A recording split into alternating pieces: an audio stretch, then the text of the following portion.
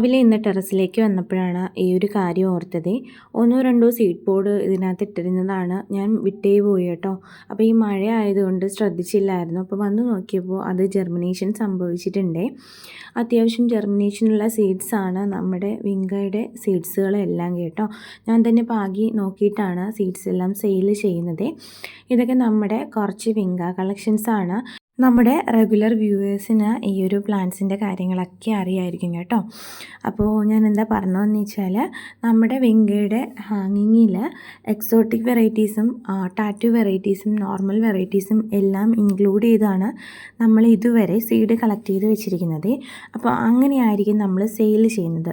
അതായത് നമ്മൾ കാണിച്ചിട്ടുള്ള പ്ലാന്റ്സിൻ്റെ ഹാങ്ങിങ് പ്ലാന്റ്സിൻ്റെ എല്ലാം സീഡ് മിക്സഡ് ആണ് നമ്മൾ കളക്ട് ചെയ്ത് വെച്ചിട്ടുള്ളത്. അപ്പോൾ ഇനി അങ്ങോട്ടേക്ക് ഇൻഡിവിജ്വലായിട്ട് കളക്ട് ചെയ്യാനായിട്ടൊരു പ്ലാൻ ഉണ്ട്. അപ്പോൾ അത് എത്രത്തോളം സക്സസ് ആവുമെന്ന് അറിയില്ല. കാരണം നമുക്ക് ഓരോന്നിൻ്റെയും ഐഡിയ എഴുതി സൂക്ഷിക്കേണ്ടിയൊക്കെ വരില്ലേ. അപ്പം പെട്ടെന്നാണ് നമ്മൾ കളക്ട് ചെയ്തിട്ട് ഒരു ഡപ്പയിലോട്ട് ഇതിനെ സ്റ്റോർ ചെയ്യുന്നത്. അപ്പോൾ അതിൻ്റെതായ കുറച്ച് പ്രശ്നങ്ങളൊക്കെ ഉണ്ട്. നമ്മുടെ നിർവാണ റെഡ് സ്പ്ലാഷിനെ ഞാനിന്ന് ഹാങ്ങിങ് ആക്കി ഇട്ടിട്ടുണ്ട്. ഈ നിർവാണ റെഡ് സ്പ്ലാഷ് ഹാങ്ങിങ് ആണോ അപ്രൈറ്റ് ആണോ എന്ന് ചോദിക്കുമ്പോൾ എനിക്ക് സെമി ഹാങ്ങിങ്ങും അപ്രൈറ്റും ആണെന്ന് പറയാൻ തോന്നും കേട്ടോ. ഇതൊക്കെ നമ്മുടെ കുറച്ച് പ്ലാന്റ്സാണ്. സ്ഥലപരിമിതി മൂലം നമ്മൾ ജനലൊക്കെ തുറന്നിട്ട് ഹാങ് ചെയ്തൊക്കെ ഇട്ടേക്കാണ്. ഇതൊരു കുഞ്ഞു തൈയായിരുന്നു പെറ്റൂണിയുടെ. ഇപ്പോൾ അത്യാവശ്യം ഗ്രോത്തൊക്കെ ഉണ്ട്.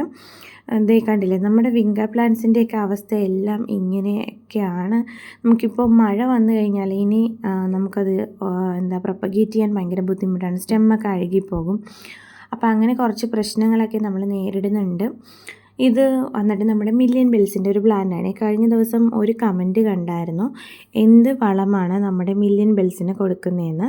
പ്രത്യേകിച്ച് ഞാൻ പോട്ടി മിക്സ് ഉൾപ്പെടെയാണ് വീഡിയോ ചെയ്യുന്നത് കേട്ടോ. കാണാൻ പറ്റുന്നുണ്ടല്ലോ, അതിനകത്ത് ഒന്നും ഞാൻ ചേർത്തിട്ടില്ല. വെറുതെ നമ്മൾ മണ്ണും മണലും മിക്സ് ചെയ്തിട്ടാണ് വെച്ചിട്ടുള്ളത്.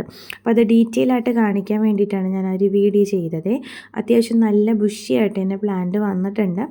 മില്യൺ ബെൽസിൻ്റെ കാര്യത്തിൽ എനിക്ക് ഫീൽ ചെയ്തിട്ടുള്ളത്, ചില വെറൈറ്റീസൊക്കെ ഇങ്ങനെ ബുഷായിട്ട് വരുന്നതാണ്. അത്യാവശ്യം സൺലൈറ്റ് കിട്ടുകയാണെങ്കിൽ അത്യാവശ്യം നന്നായിട്ട് ഇതുപോലെ ബുഷായിട്ട് വരും. അത് പറയാൻ കാരണമെന്ന് പറഞ്ഞാൽ, ഞാനിതൊരു സൺലൈറ്റ് ഉള്ള പ്ലേസിലാണ് വച്ചിരിക്കുന്നത്. പ്രത്യേകിച്ച് ഞാൻ വളങ്ങളോ കാര്യങ്ങളോ ഒന്നും കൊടുത്തില്ല. കണ്ടില്ലേ, പോട്ടി മിക്സ് ഇതാണ്. പിന്നെ ഇടയ്ക്ക് ഞാൻ എല്ലാത്തിനും സാഫ് കൊടുക്കുമ്പോൾ കുറച്ചിങ്ങനെ സാഫ് കൊടുത്ത് പോകാറുണ്ട്. അത് തന്നെയാണ് അതിന് കൊടുക്കുന്ന കെയറിങ്. കാരണം ഓവർ കെയറിങ് കൊടുത്തപ്പോൾ ഒത്തിരി മില്യൺ ബെൽസിൻ്റെ കയ്യിൽ നിന്ന് പോയപ്പോൾ ഇത് ഞാനിങ്ങനെ അലക്ഷ്യമായി കൊണ്ടുവച്ചിരുന്നൊരു പ്ലാന്റ്സ് ആണ്. പക്ഷെ നന്നായിട്ട് വരുന്നുണ്ട്. പിന്നെ ചില വിങ്കയിലൊക്കെ ഇതുപോലെ ചകിരിച്ചോറും ചാണകപ്പൊടിയും മണ്ണും മിക്സ് ചെയ്ത് നട്ടിട്ടുണ്ട്. നമ്മൾ നന്നായിട്ട് കെയർ ചെയ്തില്ല എന്നുണ്ടെങ്കിൽ നമ്മുടെ വിങ്ക പ്ലാന്റ്സ് നമ്മുടെ കയ്യിൽ നിൽക്കില്ല. അപ്പോൾ നമ്മുടെ നിർവാണയുടെ വൈറ്റ് സ്പ്ലാഷ് വിരിഞ്ഞിട്ടുണ്ട് കേട്ടോ. നല്ല പ്ലാന്റാണ്. എല്ലാവരും ഒന്ന് വാങ്ങിച്ച് വെക്കണേ.